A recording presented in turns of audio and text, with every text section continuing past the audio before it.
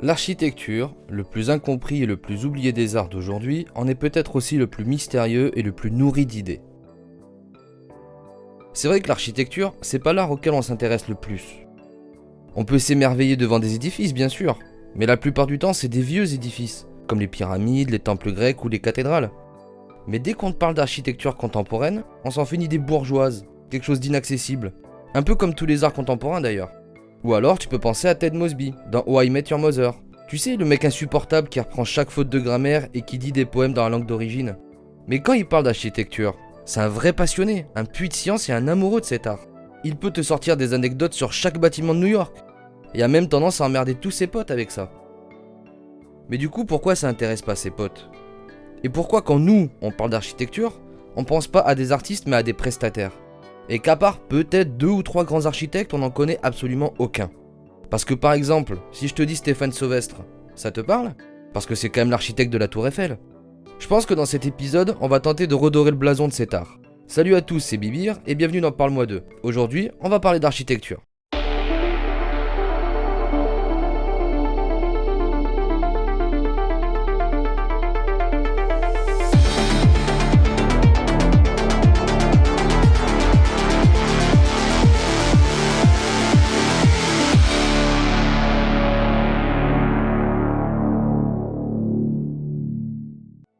Pour commencer, on va reprendre à la base. C'est quoi l'architecture? Si on prend sa définition pure et simple dans le Larousse, ça donne ça. Ouais, on peut difficilement faire plus basique là. On va en prendre un autre. Voilà, c'est un peu mieux quand même. Et si on remonte à l'époque de Vitruve, pour ce dernier, l'architecture... Quoi? Non mais explique aux gens qui c'est, tu vas les perdre sinon. Ah mais tu parles toi maintenant. Bah oui, j'ai toujours parlé. Et comme ça sera plus simple pour tout le monde. Oui, c'est sûr. Et moi, ça m'évitera de faire de la merde au montage. Alors, Vitruve, c'est un architecte romain qui est l'auteur de 10 livres appelés De Architectura. Et c'est les premiers écrits qui concernent l'architecture romaine qui sont arrivés jusqu'à nous. Et ils sont juste à la base de la conception classique de l'architecture. Et si tu te demandes, oui, c'est de lui qu'est tiré le nom de l'homme vitruvien de De Vinci. Ça c'est pour moi, c'est cadeau, c'est l'infoculture pour te la raconter. Donc, je disais que si on remonte à l'époque de Vitruve, pour ce dernier, l'architecture englobe les bâtiments civils, religieux, les ponts, les aqueducs, les ports et les villes, toujours selon ses bouquins. Et pour lui, une structure devait avoir 3 qualités. Firmitas, utilitas, venustas. Solidité, utilité et élégance. Et en soi, ça n'a pas tellement changé de maintenant. Et l'architecture, c'est ça, c'est un joli mélange entre la technologie et l'art. Comment rendre quelque chose pratique et beau? Comment faire pour être à l'abri mais quand même se démarquer des autres? Puis au fur et à mesure, comment montrer sa puissance, sa richesse en faisant toujours plus grand et toujours plus haut. Et pour le coup, il y a un domaine de l'architecture où les mecs ont vu les choses en grand et en haut. Ah, l'art et la religion. Une histoire d'amour qui a duré plusieurs centaines d'années. Ça claque, hein? L'imposant ne le dispute-t-il pas à la majesté? C'est grand, c'est majestueux, c'est beau. Alors, par contre, avant de continuer, une petite précision. Là maintenant de suite, on va rentrer dans le dur du sujet. Ça va parler création, histoire et mouvement. Je vais certainement pas rentrer dans les détails de chaque mouvement qui a pu exister, je vais juste citer ceux qui ont le plus marqué l'histoire de l'art.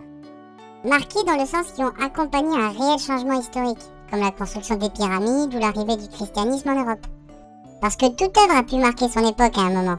Juste là, on a sélectionné celles qui nous semblaient les plus représentatives. Bon, maintenant que je l'ai clarifié, on peut continuer. Quand on parle d'architecture religieuse, on peut largement remonter jusqu'aux Égyptiens avec leurs pyramides. Des tombeaux qui pointaient vers le ciel et qui servaient d'ultime demeure au pharaon. Et plus c'était grand, et mieux c'était. Et au-delà du tombeau, la pyramide se devait d'être labyrinthique, pour que les défunts puissent y reposer en paix.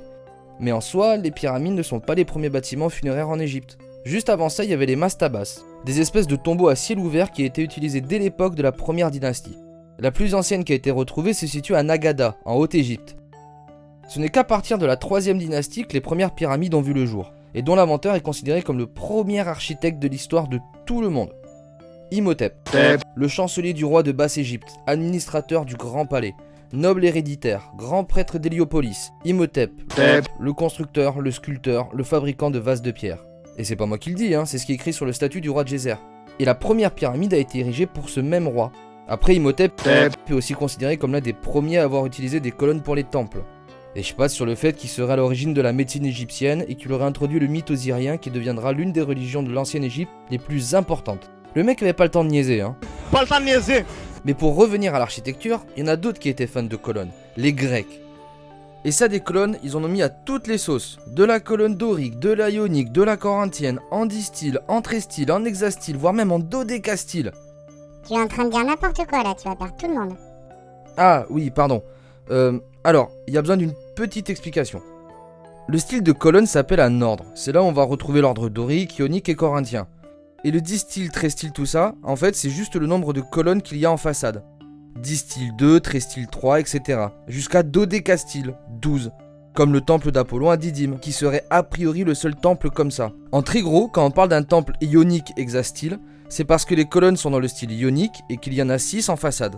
Et ça, c'est quand on parle d'architecture grecque/romaine. Parce que en soi, ça reste juste pour les bâtiments contemporains. Juste, tu ajoutes le style architectural du bâtiment. L'Altes-Museum de Berlin, c'est un bâtiment néoclassique ionique. Et il faut absolument que j'arrête de parler de ça parce que les colonnes, il y a 1 milliard de trucs à dire et il faut vraiment que j'arrête de partir en couille quand j'explique un truc. Bref, du coup ces petits temples grecs ont commencé à sortir de terre a priori au 9e siècle avant Jésus-Christ. Et c'était pas vraiment du temple imposant de puissance au début. C'était fait avec les moyens du bord, fabriqué dans le même matériel que les maisons, de la colonne en bois pour que ça flanche pas et c'est marre. Tu oublies la dorure, la majesté et tout ça, hein.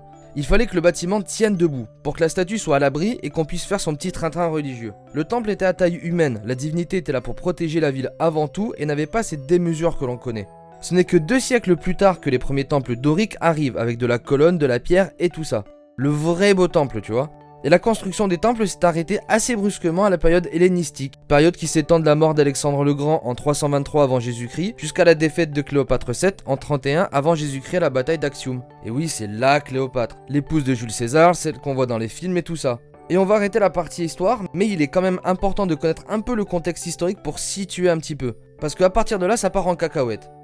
En gros, après la chute de l'Empire romain, ça a été un sacré bordel le monde. Parce qu'entre les chrétiens et les musulmans qui prenaient de plus en plus de place et les invasions barbares, tout le monde arrive avec sa culture et son savoir-faire pour se l'imposer dans le visage.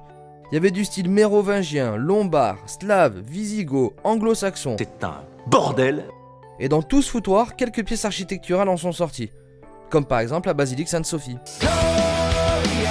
Alors, comment dire? Elle a une histoire un peu compliquée.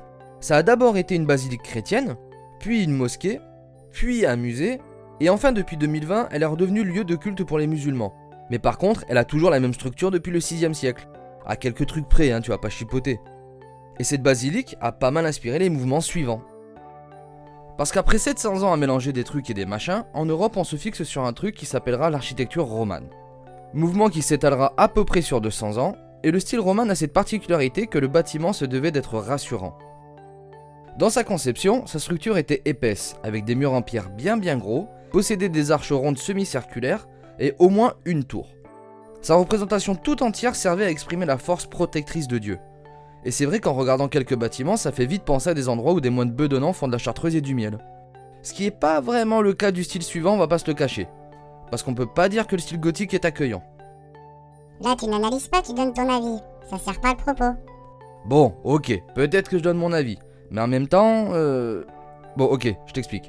En gros, le style gothique, sa particularité, c'est sa technicité. Le travail fait sur les architectures gothiques est juste dingue. Tout devait servir l'esthétisme. L'intérieur comme l'extérieur se devait d'être décoré, ornementé. Des fresques, des sculptures, la taille même du bâtiment, la lumière, les vitraux. On revient à cette idée de force et de puissance de la religion. Le tout redevient majestueux. Et les bâtiments religieux gothiques servaient à ça. Leur représentation devait montrer la puissance de la foi. Je vais passer rapidement sur d'autres styles tout aussi importants, mais j'aurai pas le temps de parler de tout aujourd'hui. Toujours pareil, les vidéos de 3 heures, tout ça.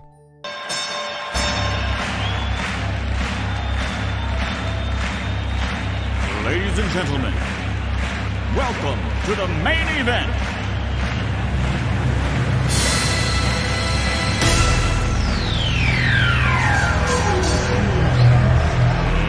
Let's get ready to rumble!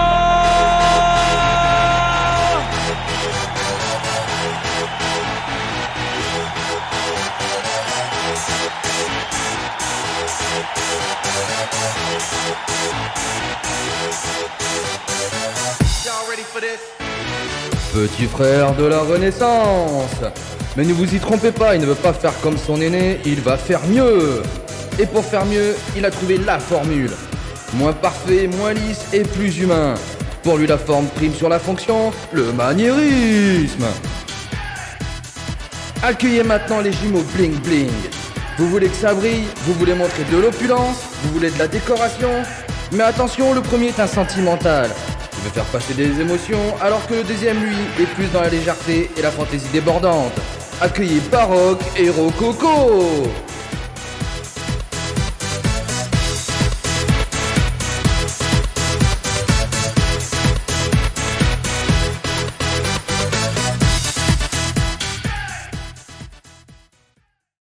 Mais, ça y est, t'es content, t'as fait ta blague? Oui. On peut continuer? Oui, pardon. Tout ça montrait la puissance du pays à qui appartenait le monument, et montrait également la puissance technologique. Et en parlant de puissance technologique, la maîtrise du métal dans les structures architecturales a été une vraie révolution. Elle a permis d'ouvrir sur une nouvelle opportunité de forme et de matière, à l'instar du Crystal Palace ou de la Dame de Fer, tous deux présentés lors d'expositions universelles, 1851 pour le Crystal Palace et 1889 pour la Tour Eiffel. Et là tu vas me dire, non mais attends, c'est pas des bâtiments religieux. Et tu aurais raison, spectateur attentif, car au moment de cette révolution, la preuve de puissance ne passait plus par la construction de bâtiments religieux, toujours plus grands et toujours plus techniques, mais par la construction de bâtiments culturels, toujours plus grands et toujours plus techniques. Et c'est là où commence à émerger l'architecture muséale, qui a remplacé peu à peu l'architecture religieuse, prenant de l'importance au fil du temps dû à la multiplication des œuvres et donc des collections. Et ces collections, faut bien les mettre quelque part pour que les gens en profitent. Même si je vais jouer les connards pointilleux, mais les temples religieux à l'époque des Grecs servaient principalement à y ranger les biens des dieux en question, et servaient donc un peu de musée aussi, même si les fidèles n'avaient pas droit d'y rentrer. Oui, enfin là, tu chipotes vraiment quand même. Oui, je chipote, mais c'est comme ça que le Louvre est passé de palais à musée par exemple, en 1793, en prenant le nom de Muséum central des arts de la République. Et cette transformation est due à une loi de 1789 qui déclarait que le clergé n'est pas propriétaire à l'instar des autres propriétaires, puisque les biens dont il jouit et dont il ne peut disposer ont été donnés non pour l'intérêt des personnes, mais pour le service des fonctions. Dans cette loi, on sent une belle cassure entre le pouvoir du clergé et la nation. L'art n'est plus seulement un bien pour les puissants, mais doit être présenté et représenté au plus grand nombre. Et à partir de là, on transforme et on crée des lieux pouvant abriter les œuvres et en les rendant accessibles au public. Et à l'instar des monuments religieux qui sont quand même des édifices magnifiques, beaucoup de musées émergent avec un style particulier, recyclant un bâtiment déjà existant pour le transformer par exemple, comme le musée d'Orsay, qui à la base était une gare, et qui possède actuellement la plus grande collection de peintures impressionnistes et post-impressionnistes au monde, ou alors souvent en accord avec les œuvres présentes, comme le Centre Pompidou qui est un musée de l'art moderne, et qui donc a choisi une architecture moderne. Il faut préciser que le style du musée était une demande du président Pompidou. Il voulait rompre avec l'image élitiste des musées afin d'éveiller la curiosité des publics issus des milieux plus populaires et avoir quelque chose d'original. Malheureusement, il mourra avant l'inauguration du musée. Alors, merci pour les précisions, ça me permet de rebondir sur le style contemporain. De manière générale, l'art contemporain est le style actuel qu'importe l'art. Et dans ce style, on y retrouve plusieurs courants. Et en architecture, il y en a une bonne dizaine. Comme le néo-traditionnel, qui comme son nom l'indique reste traditionnel mais combiné à des techniques et aménagements modernes, comme des parkings ou des ascenseurs. Mais même ce courant est compliqué parce que dans le traditionnel, il y a plusieurs traditionnels. Le néo-classique, le néo-gothique, le néo-byzantin. En gros, tu prends un vieux style, tu mets néo devant et boum, tu as ton mouvement. Le déconstructivisme qui fait nawak, des murs penchés, des immeubles pliés en deux, il n'y a rien qui est droit. L'écologique, avec un style respectueux de l'environnement, dans le choix des matériaux, la disposition des pièces pour optimiser l'économie d'énergie, la manière dont cette énergie va être apportée, etc. Le futuriste, alors lui il est super intéressant parce que c'est un mouvement qu'on retrouve un peu dans tous les arts. Et en architecture, ça va se traduire par une anticipation de ce que va être notre futur, comme en littérature ou au cinéma. Sauf que dans un bouquin ou dans un film, c'est fictif, ça n'existe pas. Là on parle de bâtiments qui ont vu le jour. Alors, pas tous, du tout. Beaucoup sont restés en stade de projet justement parce qu'ils n'étaient pas réalisables. Attention, pas le futurisme d'avant-guerre. Alors oui, effectivement, le style futuriste d'après 1945 est techniquement le néo-futuriste. Tu te rappelles, du vieux, tu mets du neuf, pouf, néo-style. Mais communément, il s'appelle le style futuriste. Il y a aussi le style régionaliste, qui met en avant le lieu de construction ainsi que sa culture. Tu te demandes pourquoi l'opéra de Sydney ressemble à ça ? Bah parce que sa forme rappelle les voiles d'un navire. Voilà, style régionaliste. Et t'en as encore plein, hein. Le bioclimatique, qui maximise les bénéfices environnementaux et minimise leurs inconvénients. Le blobitexture, avec son style tout rond et tout bombé. Il y en a même un qui s'appelle le style canard. Bon, celui-là je m'arrête 2 minutes dessus. En fait, l'architecture canard, ça définit tous les bâtiments en forme d'objets. Et idéalement en forme d'objets qui sont vendus dans le dedans du bâtiment. Par exemple, un panier qui va vendre des paniers, une pelote de laine qui va vendre de la laine. Et le nom viendrait d'un architecte américain, Robert Venturi, qui aurait donné ce nom en parlant d'un magasin de New York en forme de canard et qui vendait des canards. Et en parlant d'architectes, je vais vous en présenter 3 contemporains qui font très certainement partie des plus importants de notre époque. Tadao Ando est un architecte japonais considéré comme l'un des plus grands architectes de notre époque et a notamment reçu le prix Pritzker, l'équivalent du prix Nobel en architecture.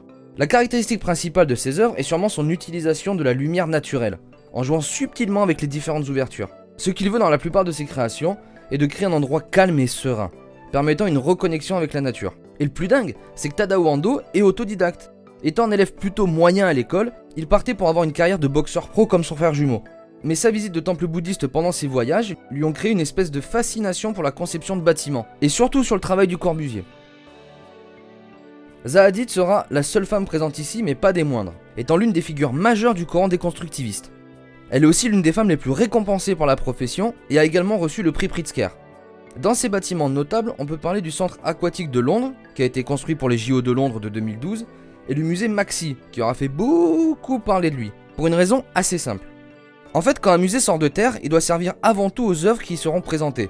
La taille, la lumière, etc. Tout doit servir l'œuvre, c'est sa fonction. Et bien pour Maxi, Zaha Hadid est resté dans sa manière de faire à elle, et a fait ce bâtiment avec son style. Un bâtiment magnifique, pas pratique pour présenter des œuvres, mais qui s'impose en tant qu'œuvre à part entière. Un dernier détail sur la madame, elle peignait ses bâtiments plutôt que de les dessiner. C'est un détail un peu osef, mais je trouve que ça représente bien sa manière de penser et son style architectural. Ah oui aussi, aucun de ces bâtiments n'a d'angle droit. Voilà, ça sert à rien non plus, mais c'est plutôt cool. Et enfin, on va parler de Frank Gehry. C'est un architecte canadien qui a aussi reçu un Pritzker et est considéré comme l'un des architectes vivants les plus importants du 21e siècle. Et lui, il est connu pour ses bâtiments tordus aussi. Lui, ce qu'il veut, c'est que ses bâtiments bougent, soient en mouvement. Et il veut que la ville retrouve des couleurs, de la joie. D'ailleurs, lorsqu'il cherche la forme d'une future architecture, il passe souvent par une phase d'expérimentation en froissant des papiers, des tissus, etc. afin d'obtenir une forme qui lui plaît, et de finalement la construire en tant qu'œuvre architecturale. Et quand il fait pas d'immeubles, il fait des salles de concert, le Walt Disney Concert Hall de Los Angeles par exemple, ou alors des musées, comme le Guggenheim de Bilbao, ou la fondation d'entreprise Louis Vuitton. Bon après, quand on fait des bâtiments aussi spéciaux, faut s'attendre à quelques déconvenues. Par exemple le Walt Disney Concert Hall, comme tout le bâtiment avait un revêtement métallique, le soleil se réfléchissait dessus. Et comme le matériau étant ce qu'il est, ça réfléchissait chez les voisins, et ça créait des points de chaleur monstrueux, allant jusqu'à 60 degrés sur les trottoirs. Littéralement, tu pouvais faire cuire un œuf par terre. Et là on arrive à un truc intéressant, à la différence entre un artiste et un artisan. L'artisan il va réfléchir à la fonction du bâtiment, à son optimisation. Quand vous faites votre maison, vous avez des obligations et des restrictions, la couleur du toit, son exposition, etc. Il se doit de suivre un cahier des charges qui sert le fonctionnel.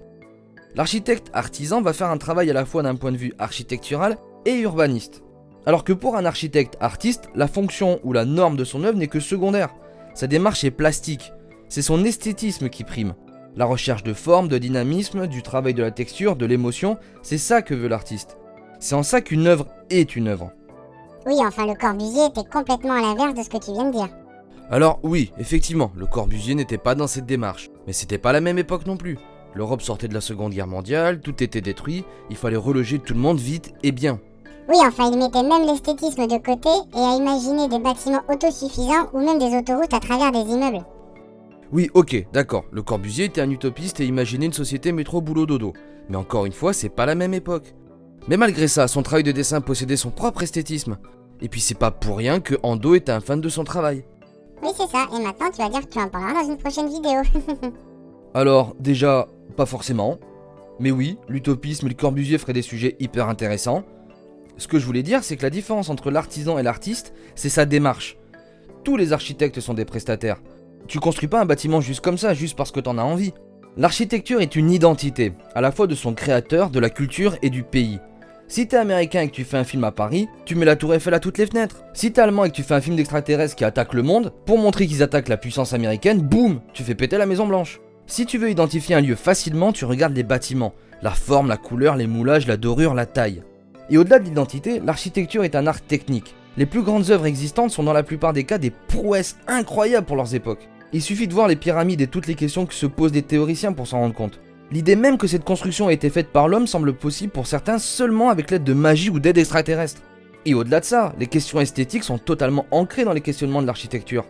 Même les propositions de Le Corbusier qui souhaitait retirer toute forme de fioriture et créer des architectures fonctionnelles et épurées, nous présentent des architectures qui questionnent déjà l'esthétique. Vouloir faire quelque chose d'épuré, c'est penser le visuel. Et ce qui est génial avec l'architecture, c'est justement ce lien indéfectible entre l'esthétique, la technique et la fonction. La forme sera toujours réfléchie et parfois même elle primera, comme Guéry par exemple. Et c'est en ça que l'architecture est éminemment artistique. Merci à tous d'avoir regardé cette vidéo, j'espère qu'elle vous aura plu malgré le sujet et la durée. Si vous l'avez apprécié, n'hésitez pas à vous abonner à la chaîne. Putain, comment ça fait bizarre de dire ça. On se retrouve pour la prochaine vidéo qui sortira, j'espère, un peu plus rapidement que celle-là. Et en attendant, vous pouvez lâcher un petit commentaire, comme ça on pourra discuter, et c'est cool de discuter. Je vous fais des bisous, et je vous dis à la prochaine.